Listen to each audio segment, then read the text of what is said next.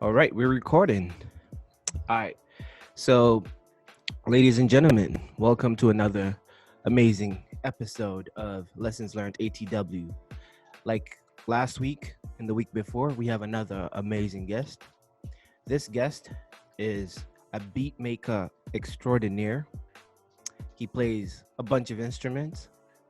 Um, I have had the chance and the opportunity to work with him for I don't know for how long. It's been over like 5, 6, 7 years. This man right here, Wow. we've Actually, created. It's probably longer than that. It's probably longer than that. Yeah, probably 2013, 2012 is when I had the chance to jump on one of yep. your songs. So Yep. that's like 8 years. I had a chance to create a whole project with this man, young elder. Um, he's my friend. We've collaborated a lot together. Ladies and gentlemen, we have Ayo Dilo Beats. What's up, Ayo? What's up? How have you been, man? How have you been holding up during this downtime? I'm sure you've been working. You've always been quarantining in your studio, cooking up Yeah, stuff. kicking it, trying to find, trying not to waste too much time. Still making beats. I do software engineering too, so Yeah. trying to do that as well.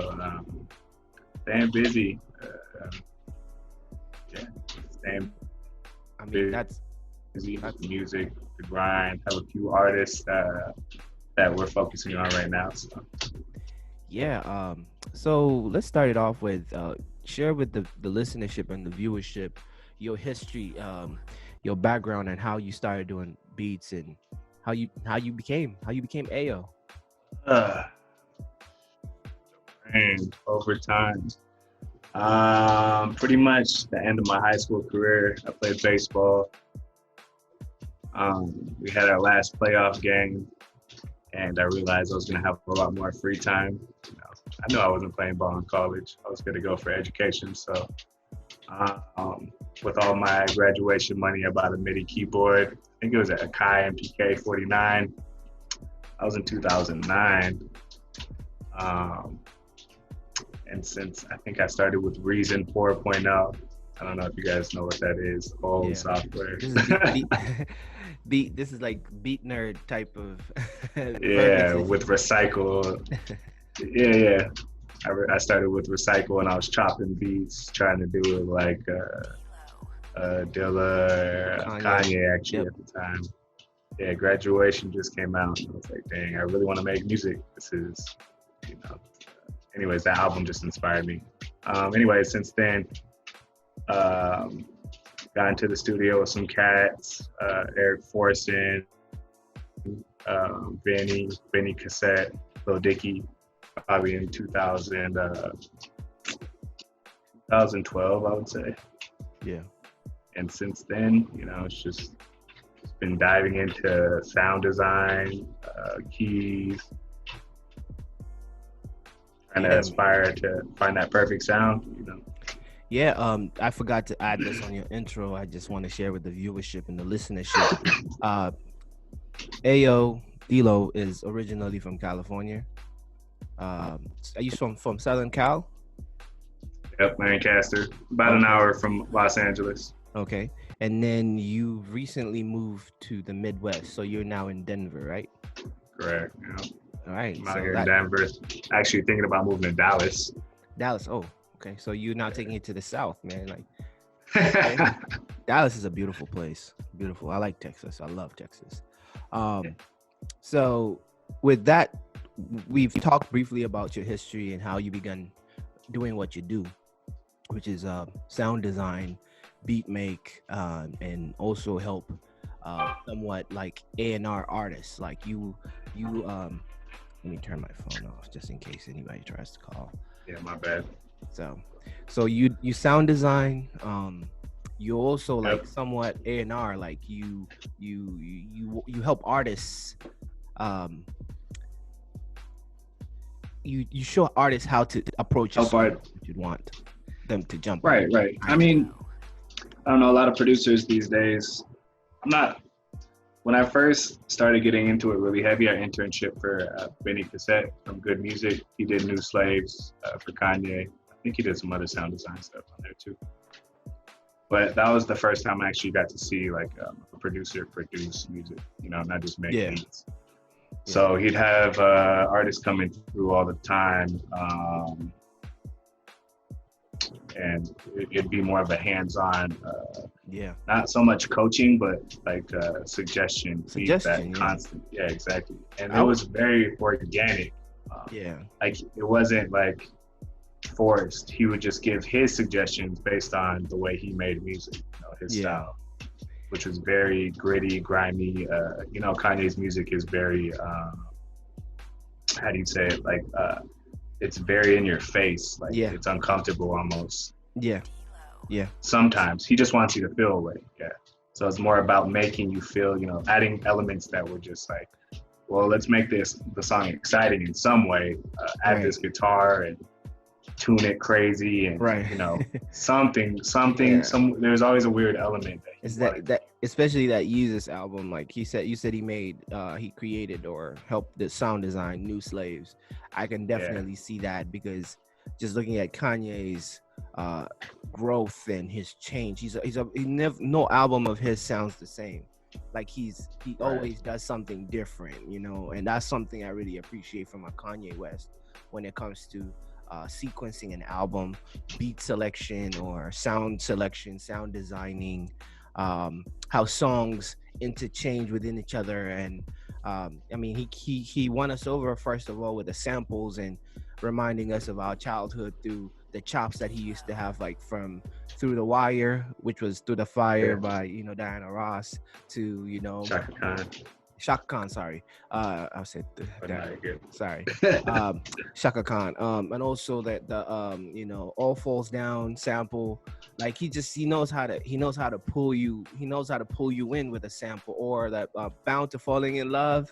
Like he's good at just sampling and chopping and he's also a good collaborator, getting the right artist on a song, like and that's the producer aspect. Like, you know, putting like a Nicki Minaj or Monster with all the artists that were on that song, you know, and making her shine, just bringing the best out of her, or, you know, just putting My Dark Twisted Fantasies, like it's like an art piece, man. Like listening to that project, like how Pusha T starts it off, and I remember when that visual came out, I was just like, and I don't know, he's always looking for a way to express music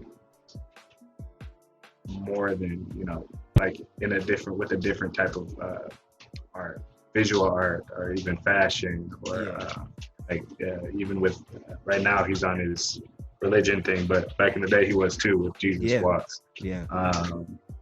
It's just a way. He's just so good at expressing in a simple form. He knows how to capture you and keep you.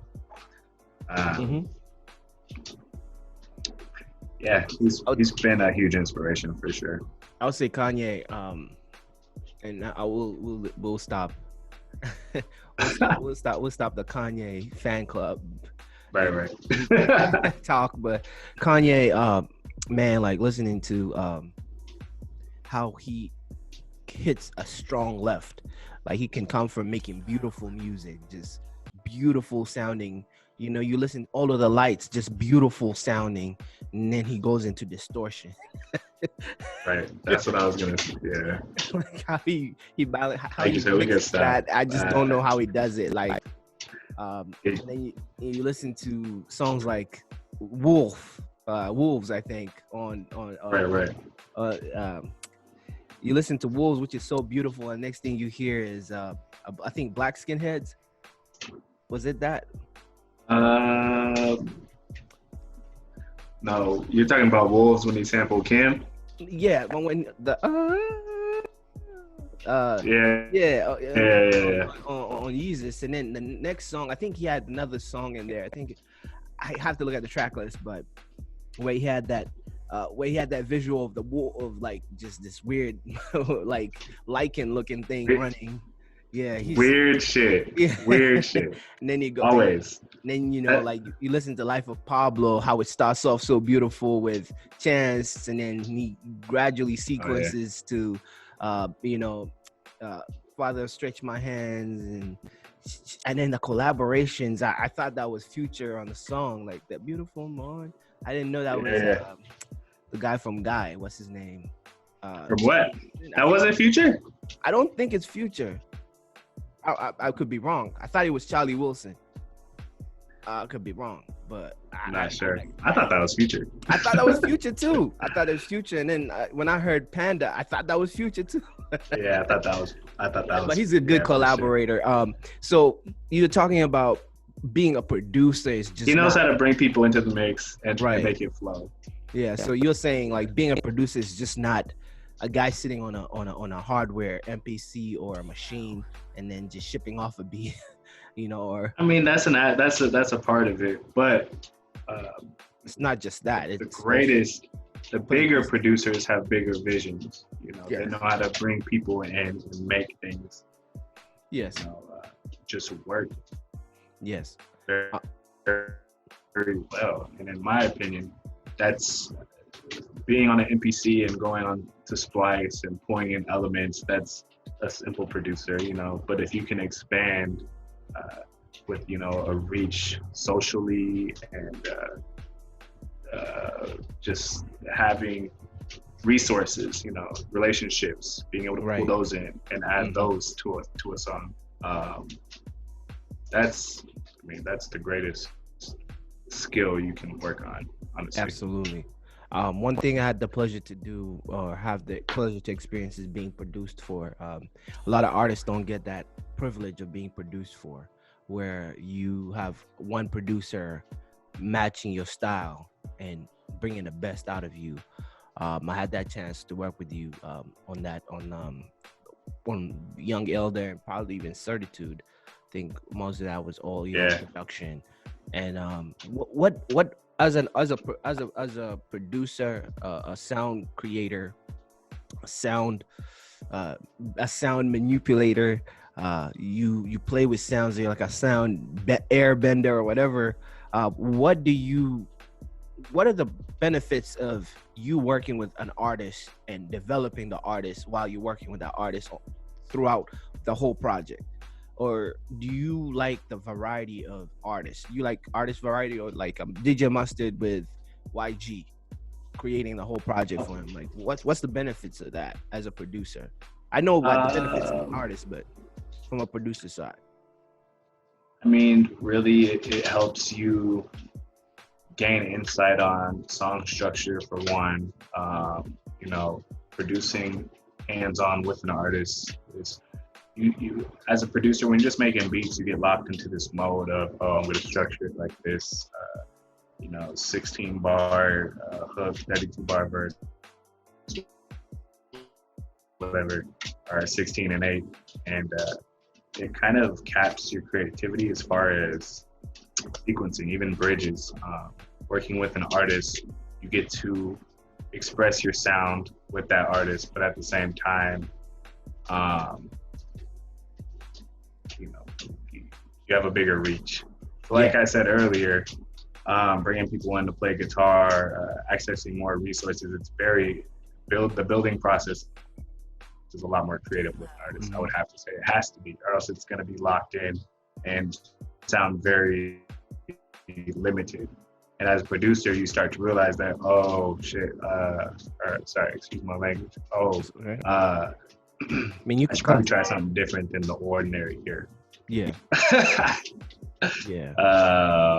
So like I'll hit up my boy Eric, like, yo, right now he's working with OVO's camp a lot, and he's been showing me a lot of songs he's producing. And he says produce, but really he's having someone play keys, or you know, someone that only does the drums, and they all put these songs together. And it just sounds so much more like it's richer. It's more, I don't want to say musical, but it's just more organic. I guess that's the word. He's working with this chick Zara, and Party Next Door's camp, Mm-hmm. and yeah, I'm trying to help them out here and there. But when you combine or collab, it's just a different level of music. I would say that's definitely the benefit of working with an artist because it pulls that out of you. Yeah. You're not locked into the same habitual Yeah. Just beats. it becomes it becomes monotonous sitting on your beat machine and trying to look for creativity out of nowhere. Yeah, I would say it just comes. You don't break habits, and that's what music's about. Is trying something new. That's what I learned Something new, while I was yeah. returning from Benny. Just Absolutely. don't do the same stuff. Stay fresh. Absolutely, I agree with you on that. I like it too, the similarity of producing for an artist rather than having your beats like on a beats website for people to just find and find what works for them. Is like if you're in the fabric or the clothing or the fashion industry, you can either become one or two. You could be a designer that creates a t-shirt like this, and if you fit that size, you can wear it. Or you could be a tailor that sits down and stitches and makes a garment fit right for somebody's body type, or Yeah, absolutely. That's a great height, structuring, and everything. And so the clothes really work, but they have a limitation because the person wearing the clothes is not allowed to get taller or get bigger. Like, you have to fall in that pocket the same way because it's a collaboration. The tailor is collaborating with your body at that moment. So it's the same thing as the beats. Beats versus sitting down with your keyboard, hearing his raps and saying, okay, I know how to make those raps dramatic. Let me add this, and this. Let me add this, and that.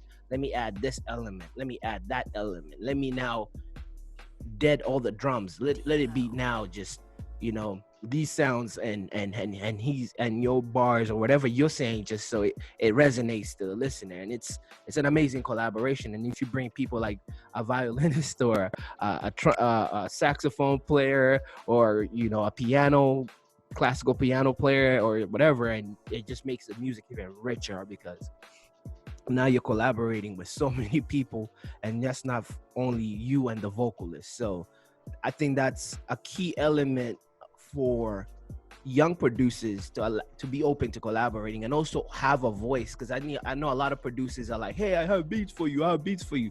That's cool, but how about talk to an artist and say, hey, I want to produce for you. I want to sit down with you. I want to know where your mind is at. I want to produce for you. But I know some artists are hard to work with in that realm, because some artists think in their mind they're producers, so they'll be like, add this, add that. So I think it's somewhat you step on each other's toes during that process. But if you agree and have an agreement, if you have an agreement from the get-go, egos are left at the door. The goal is to make some dope music and make music. Something is going to come out of that, and usually it's always something that is worth going back and listening to. Yeah, people forget. Sorry, I just want to say the collaboration. People forget. At the end of the day, there's no perfect way to make music, and to me, a lot of the time, the outcome is it's gonna be random, but there's gonna be effort, and it's gonna sound good or decent enough, and someone's gonna be able to appreciate it. People try to force things too much, and that's what music's about at all. Yeah, any art form, if you're strong arming any art form, you're not gonna get the results that you want. Yeah. There's no ideal art. It is what it is. Yeah. Can't force a situation. All right, so now that we've talked briefly about one of the people that inspired you, motivated you, and influenced you, let's talk about some of more of those type of people, that whether it's a producer, whether it's a friend, whether it's the person that helped pay for your first mini keyboard, whether it's a family member who influenced you and gave you that belief, that hope, that dream, who sparked that dream, who planted that seed for you to be the person that you are today in the music world or in the producer world. I wouldn't say it's necessarily music. Just lifestyle. Playing baseball, growing up, I was very competitive.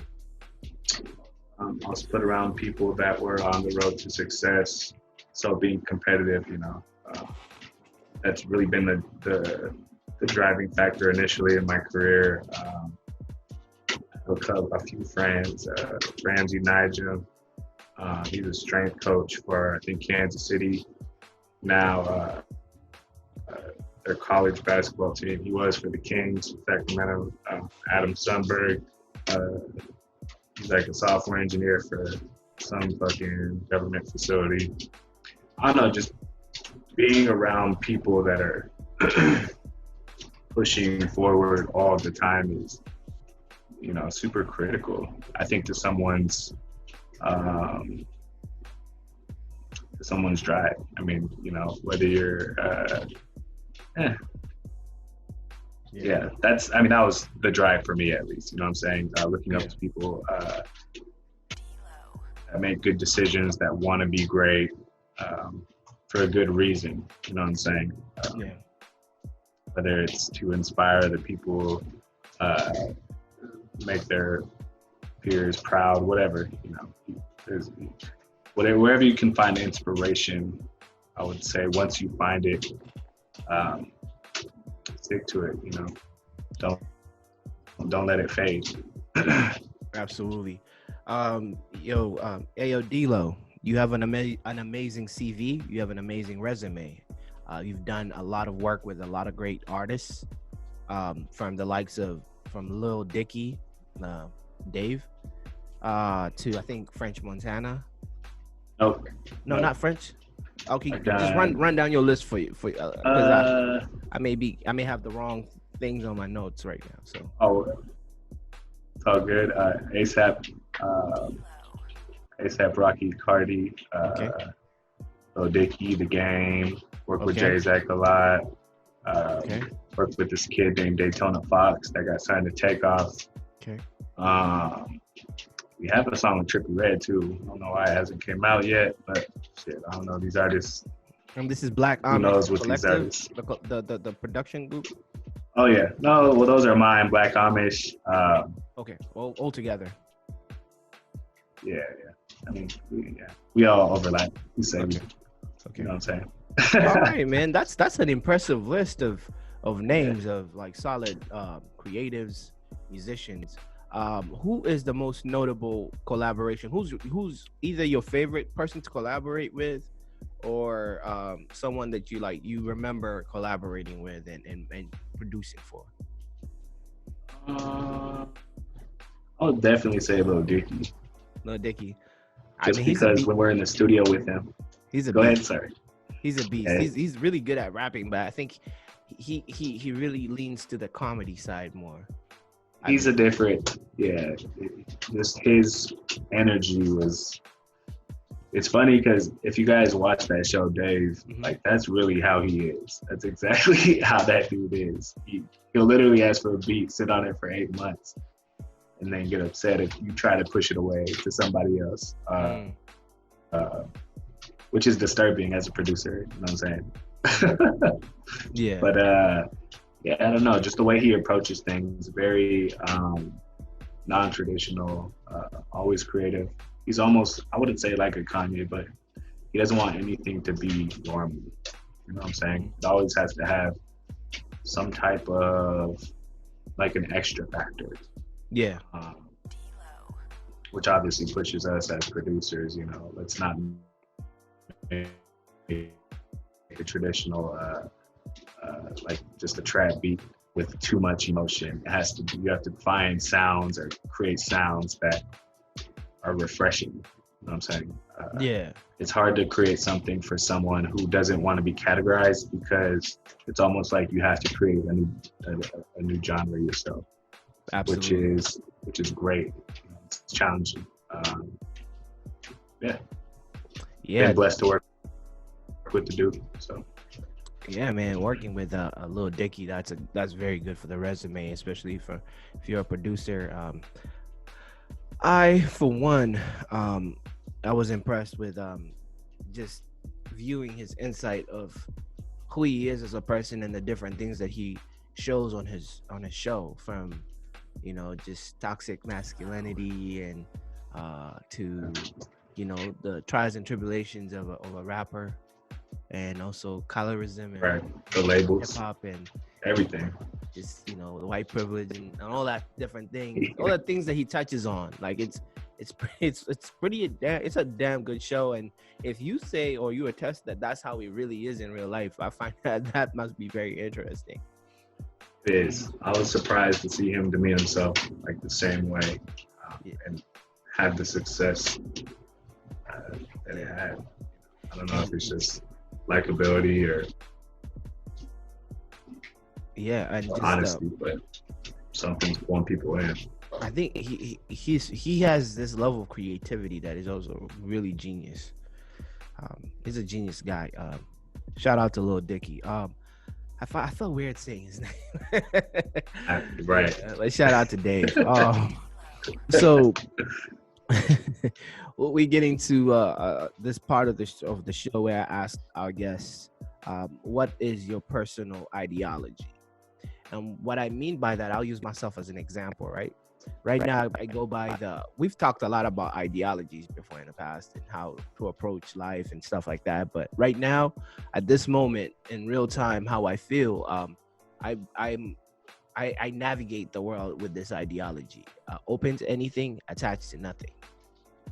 I say that meaning I'm open to new ideas. I'm open to things changing. I'm open to networking with new people. I'm open to learning. That's the most thing I'm open to. I want to learn more. I'm open to listening.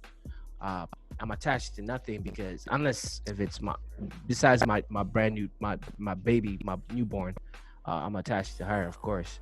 But Congrats on that, by the way, man. my family. But besides that, anything can go. I could lose anything, and I mean I could lose a lot of things. I could lose my house. I could lose everything that I think is precious possession, and I feel I could get it back because I'm not attached to it, or I feel like I really don't need too much. Like I'm trying to scale myself into having this minimal idea of like, especially throughout this quarantining and this corona things, I realized the word essential means more than what it meant prior to to the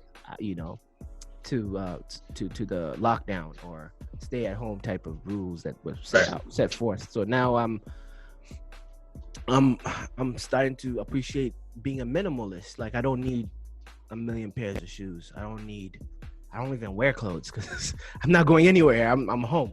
I just have my sweats right now. Yeah, I have like my 3 favorite stay at home clothes.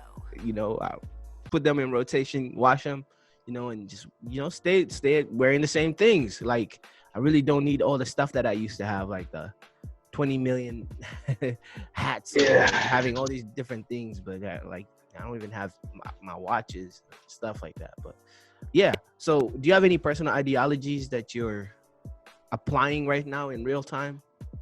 And you can share a lot of what you said. I think as you mature and grow, it's important to understand what's essential and what's not.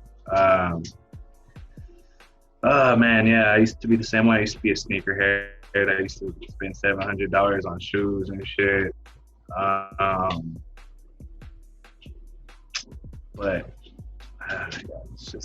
it's just not necessary. I would say always be willing to learn, invest in yourself. I spend not so much money, but I spend a lot of money just on educating myself. I spend a lot of time on Udemy, learning how to learn, learning, Spotify algorithms. Like I have no problem spending money on stuff like that. Now I can't. I don't buy clothes that much. Like I'll buy the essentials, like a black tee, something that feels nice. You know what I'm saying? Something that's comfortable. Right. And like you said, I be wearing the same sweats. I got like a few pair of Adidas sweats, track pants, some comfortable shoes, and I'm good. Once those wear out, shit, I'll buy some more. Buy some more, yeah, man. You ain't going nowhere. Exactly. I walk my dog. Right. Oh, okay, shit. That's why I need comfortable shoes. Yeah, but I think another part of life also is you have to have an identity. So fashion for some people is identity. Whatever gives you inspiration, or whatever makes you smile, whatever makes you happy, that's an essential part of growing as a person. You know, you can't grow, be successful while you're depressed. So like if you need new shoes every month, I know people that buy new shoes every month just because that gives them a purpose to make more money. Or they buy an expensive car because now they have to, pay that car off. So they're driven to make more money every day. Whatever Yeah, helps you get up, grind, hustle, that's what you got to do. But don't be an idiot and don't flex for no reason, especially when you shouldn't be exactly. flexing. Exactly. Yeah. Hey, that's game right there. Um, yeah. Live by your means. Live by your means. You know. Always, be honest with yourself. And don't be an asshole because Absolutely. the most successful people most of the time are people that have good networks, which means they're people that you know, they're people that are likable. People like Yeah. them. They want to help that person. So Yeah. Your network. They say your network is your net worth. Yep. absolutely, So. absolutely. All right. So have you been reading any books during this downtime? I know you said you've been on this chase of knowledge and trying to learn something new every day, and you've invested a lot of money, or you said you invested. You said a lot, yeah. You did say you invested quite a bit of money in educating yourself. So, have you been? What's the last book that you've read? You want to share with the audience so they could check it out? Then Books. I don't really read like hard okay, books. A lot of articles. I'm articles. into tech. Yeah, you into tech? So, I mean, I could show you my phone and my bookmarks, just all about different software Software. topics, So inline cache, yeah. all types of shit like that. So are I, you a developer? Are you a web developer, or you're an engineer, computer engineer? it depends. Software engineering, front end developing. Yeah. I'm not a graphic designer. Okay. I'm not a designer. I would say more so engineer. So Okay. uh, so, uh, server side development, front end development, Yeah. basic styles, APIs, stuff like Okay. that. That might be flying over people's heads, but I get it. I understand a yeah, little bit, but I'm sure we have some savvy listeners that probably know yeah, something about that IT world stuff, it's and the, it's, they'll be picking up something. it, yeah, They'll be it's picking up that's something. today, application development, Application development. um, yeah, web development, app development, uh, rich application development, whatever you want to call it. It's all in the same field. Yeah. Yeah. Um, on another note, yeah, just investing in things like learning how to advertise on Facebook ads, like really understanding the platform. It's powerful. If you're trying to Yeah. brand yourself and you don't know how to, market, for one, people think that they can create great content and just become successful from that. Unfortunately, that's not gonna work because there's so Yeah. many dope artists, producers, rappers, whatever Right. you do, illustrators, and they've spent so much time figuring out how to be a great content developer. They forgot that they got to put themselves out there. So Absolutely. unless a manager finds them or some type of uh, social influencer finds them, then shit, they're gonna be It's shelved just Yeah. because they haven't taken the time to expose themselves. Yeah. Uh, Yeah. so Exposing, don't be especially exposing yourself to the right people, because I know right. some people that do the mass marketing and they don't target the actual demography that really would appreciate them. Because you also have to know, the business. First of all, you have to know the business of your business, and also you have to be realistic with yourself and understand where you fit in the ecosystem. What do you bring? What are you bringing to the ecosystem? Okay, you're dope, but where can you find your niche? And when you find that niche, those are the people you do those ads, you'll create those ads to those people, because those are the people that are going to stick, not just people that are going to gloss over that ad or just say, okay, Right. You got to be yeah, You got to be part of a culture. Yeah. Like for instance, in my opinion, this whole rap game is a popularity contest. Right? You go to say in high school, you hang out with a certain group of people because that's where you fit. I don't know. Maybe you don't fit nowhere, but you probably do fit somewhere. You just don't know where. Anyways, Absolutely. what I'm trying to say is like, if you could be popular in high school, it's the same thing. You were popular for a certain reason. I'm sure, based on what you wore. You were a jockey. You were very good at robotics. Yeah. Whatever. I don't know. It's the same thing with the rap game. There's so many genres. If you can go to shows that are in your genre and network with people, you're going to see faces over and over and over again. And eventually, you're going to become familiar. Once you're familiar, you're winning because, I don't know, you're part of that culture now. Yeah. So people are going to check in on you, see what you're doing because you might not be an influencer. Maybe you have something to say. You're a good source of knowledge for what's coming out. You know what I'm saying? Or maybe you are an influencer. You're wearing something that's trendy. People want to be like you. Yeah. I don't know. Whatever. You just have to find your culture. You got to find your little realm and just play a part. Whatever your part is. Yeah. And I'm a strong believer that everyone does.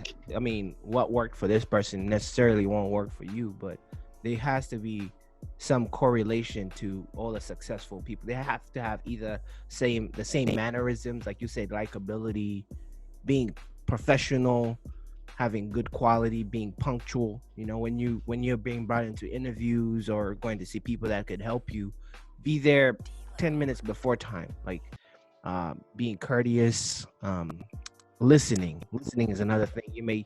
Some people are in situations, but they want to talk, and you don't know the person that you're talking to may have, an abundant amount of information or contacts that they can help you with, but they just hearing you as Mr. Know-it-all type of guy. You know, sometimes you gotta just humble yourself and just be around, being around the right people. I'm not saying that it'll work for you, but I would say start to observe successful people and their mannerisms. People that you look up to. Don't look at their product and how they, look at their product, yes, but and also the story behind the product, the process of how they create the product, but also look at the person, the creator, their mannerism. Right. What time do they get up? Do they work out in the morning? Do they do this? Like if I wanted to be like Mike, I see Mike performing, but I'm not worried about the stage of it or like when he's performing in the game. I want to know the stuff he does preparing for that game. I want to know did he drink coffee? Did he drink this? Did he wake up? How many push-ups did he do this? What was his mind state? Like, what was he thinking? What was he listening to? Like, I'm a nerd like that. I want to break down every compound, every small little thing of that person to see what make that person great, and see if I could borrow some of that and bring it to myself. I mean, the game has already been written in the book. He's going to do what he was going to do because he prepared for that. The preparation is what I want to know. I want to know what you did.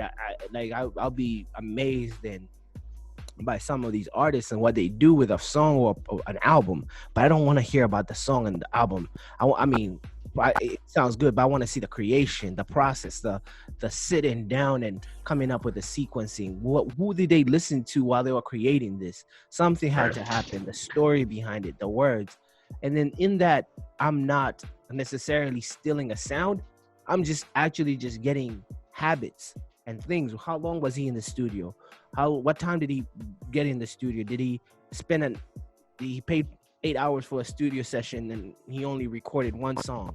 Like, those bad habits. I'd rather someone who's, those habits are everything for me right now. A little bit older. I'm still young. I'm in my 30s, but I'm learning that habits are everything.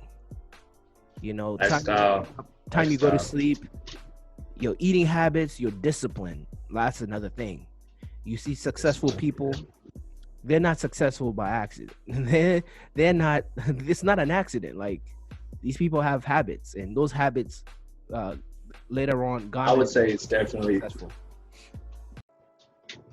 Yeah, absolutely. Discipline, like I said, I think inspiration is the most essential thing of everything. If you can't be inspired, you're not gonna have good habits. Yeah. You know what I'm saying? But yeah, discipline comes with inspiration and focus, and just education. Like Yeah, absolutely. at Education the is end of the key. day, I think those are the most important things. Because if you don't know that, eating like shit is gonna make you lazy, I mean, that's just ignorant. You know what I'm saying? Right. So, like I said, educating yourself in more than one branch. Like you can't Right. just be very good at making music. You need to understand how to be healthy. You need to Yeah. understand uh, the best resources for finding samples, Right. whatever it is. Being resourceful. Yeah. Another thing, I know you could attest to this because you Being you were a high resourceful. school. And at the Sorry. end of the day, all of these things, I'm just going to say, all of these things have an impact on your efficiency for Yeah. your day to day. That's it. Yeah. So you played high school sports, right? You played baseball. Yeah, I was a I pitcher. think everyone. I have this story too. We always know this kid in high school that we knew was gonna be a pro. Like from the beginning, we knew he was gonna be a pro. Even the coaches would come and say, "Yo, he's a pro. He's a pro. He's a pro. Yeah, raw He's gonna be talent. a pro, right?" Just super talented. Or if it's not your high school, a guy in your neighborhood that was just a wildly talented guy. Like he's going to the big leagues, right? And Right. not necessarily that person is going to make it to the big league. And there'll be a kid that has their pops who practices in the rain, who he laughed at, who was always just doing the extra little mile, like doing the extra stuff. And that's the person who makes it to the pro. But in high school, he wasn't the big guy. He wasn't the top guy. He wasn't highly ranked, but he worked his way up to that. He was overlooked, put up, probably played varsity. He didn't even get the chance to really play, on the big stage. So I've seen stories like this all the time. Yeah. Even with music, there's always that guy who raps better than everyone, but it's the friend who picked up the pen not too long ago who gets successful. And the guy who failed is the one that will share a game and say, you know what, you saw what I did wrong. I had horrible habits. I partied too much. I did this. Maybe I was involved with drugs and alcohol abuse. Maybe I was distracted. I felt like I was just talented, but I didn't have the work or the drive. There's so many things that have to come together for you to be successful in any field, whether it's so many things can come together. And you talked about those key ingredients, education, and finding inspiration, passion, all these things all have to come together to give you that drive to be that person. And also, just speaking from a person that grew up in a city of like 3 million people when I was a kid, it's always good to see 3 million people, but it's a city of a lot of not people just need hope, a city where people need hope. So seeing a successful person in the neighborhood really inspires a lot of kids. Seeing like, oh, he came from where I came from, right? Or seeing somebody in the Olympics that comes from your neighborhood, that goes a long way, because it shows you a visual that it's possible. A lot of these athletes or musicians, from these cities don't have any rapper or artist that has got to the big time. So to them, it's not real. They cannot touch it. But if you look at, it's not feasible. Yeah, it's not feasible. But if you look at Toronto in 2008, how many artists did we know besides Cardinal Fischel or Celine Dion? Or I don't even know. I think she's from Montreal. But when Drake came, you started seeing a floodgates open for all the artists from Toronto, because they saw a guy who represented them on the big stage. Now you have the Party Next Door, the Tories, the Divisions, all these people, the floodgates open. You always need that example. And if you're young, if you're an aspiring beat maker, I mean, it's okay to swallow your pride and get into these beat makers' DMs. They'll respond back. If you ask them for their habits, ask them for the not only just the hardware and software, but ask them the process, ask them the grassroots. What foundations do I need? like to start something. And I'm saying that because I'm also learning how to make beats. I'm part of that young group of, not young but novice group of people trying to learn an art form. And I have to humble myself. Even if I've made music before, I have to pretend I know nothing and listen to people who have done it and have done it for a long time, you know. Right. And another thing, adding to what you were saying, it's never a good thing when you think you're the smartest person in the room. Always walk into a room and always feel comfortable being not the smartest person, because you could sit down, be a fly on the wall, and just pick up game. Absolutely. You agree? For sure. I mean, confidence is one thing. Being an asshole is another. So, if you're not willing to learn, you already lost. That's shit. Everything's changing. Like, if you think you know music very well, then you must be youthful forever, because I think, honestly, the youth, they're the ones that tell us what music is trendy or what's cool. They're the ones at school. They know it's trendy because they're growing up to tell the youth what to do. You know what I'm saying? There's an endless cycle of intelligent, bright creatives coming in, and when you're young, you don't have nothing to worry about except being trendy and being deciding what's cool and what's not. You know what I'm saying? But yeah. Anyways, as you were saying, just education, while being able to walk into a room and give an opinion and know that's all it is, I mean, it's super important. Because if you think you know everything, you can't grow at that point. You're done growing. Yeah. Yeah, you've pretty much decided, you don't need to know anything else. All right. Sure, so I wish. So, Ayo, what music are you listening to right now? What album is on repeat on your playlist, or whatever is playing on your phone that is inspiring you right now to cook up some stuff? I've been listening to Party's new album. You said who? Party Next Door. Party Next. Okay. Yeah. I'm always listening to. It's gonna sound weird, but I'm always listening to lo-fi.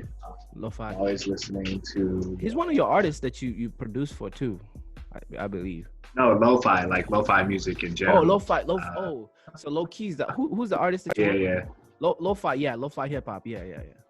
Oh yeah. Yeah. Low key. Yeah. Key's cool.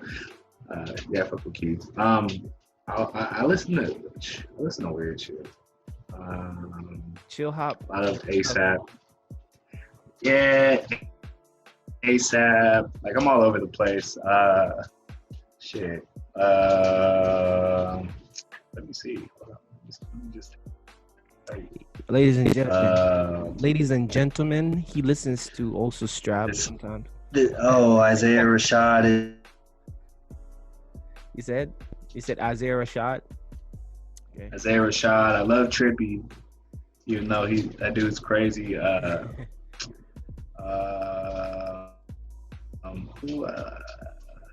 Have you heard of Ari, the kid? No. I think he's affiliated with Sci-Hi the Prince. I may have to check him out. I've been listening to. Do you listen to Rowdy Rich? Just that song on the radio. Okay. Roddy.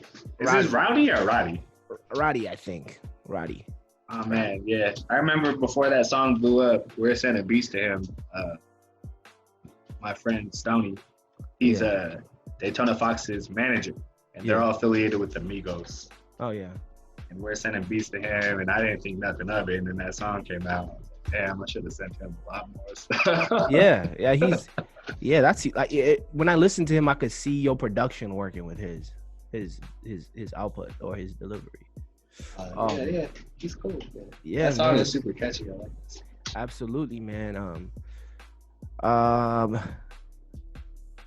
Last thing, no, this is not the last thing. What are you doing on your downtime? You said you're working and you're creating beats, so you staying busy, right? I already asked you that question. So then we'll go to the last thing on my I'll list say here. another inspiration point for me, like, is I love to play video games. Video games. Especially, What you yeah, play? like, I'm a nerd. I like playing like old retro games, like Super Mario. On what Sonic. system are you playing? Are you playing on right now? I got a PS4 and a PS4? Switch, but Oh. I'll even play stuff like on ROMs, like on my computer, and get like just a generic controller. Just Yeah. play like like the old Grand Theft Auto, like Grand Theft Auto 3, Vice Yeah. City. Yeah, it's just cool to see how like successful things could be in a simple state. You know what I'm Yeah. saying? Yeah. I mean, I want to get Like Super Mario Bros. And Super I've Mario noticed I love things with good music. So even cartoons like Tom and Jerry. Tom and Jerry had good music. Yeah, they had good scoring Like on there. if you notice, if you start watching things like Tom and Jerry and Bugs Bunny, it's very orchestral based.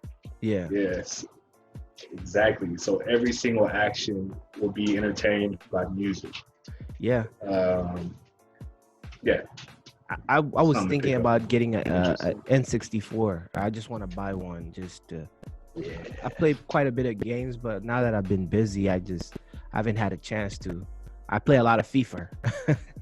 I like FIFA. I like sports Get down games. to FIFA. Huh? I've been playing. I'll get down to FIFA. I've been playing the show a lot. Yeah. MLB the show. Yeah. It's hard. All right. All right. So, lessons learned. We at the last part of the show where we asked the guest. So, what are the lessons that you've learned along the way that you would share with a young version of Ayodlo that is starting off beat making, and spread some game? Really, engineering is the mixing and mastering. Not even mastering, mixing. You need to learn that, or else nothing's gonna sound good. If you can make a mix sound really good, I would say that's 80%. You can hear me Say that good, again. right? Say that again. Sorry, you froze for a little bit. Good. My bad. I think my internet's kind of whatever. I was gonna say engineering. Like if you can mix good, that's 80% of the beat. Absolutely. Yeah, that's if you can make something if you could just make something, if you could make something the way you want it to sound, like house music first track. That's the whole field. Anyways, besides that, work on your sound design. Looping samples is fun, but it limits you a lot. So if you can figure out how to create sounds you like I do, I like to do abstract ambient stuff for trap beats. So, fucking with pads, knowing your effects very well, it's gonna take you a long way. You don't need every plug-in VST instrument. Just know what you have really well. Like I have the Sound Toy suite. That's pretty much all I use. Yeah. But you can almost do anything with that. Yeah. And yeah, like I said, just be cool, be likable, network, and give stuff away for free. That's how you grow in the community, in my opinion. Yeah. Yeah, just Hey man. that's it. Hey, it was I'm a trying to pleasure. sell everything. Yeah, it was a pleasure having you on the show, man. Appreciate you sitting down with me and doing the lessons learned ATW. We appreciate you, Ayodlo. I appreciate you personally. Your music is going to be played here. I'm going to make sure your beats are here.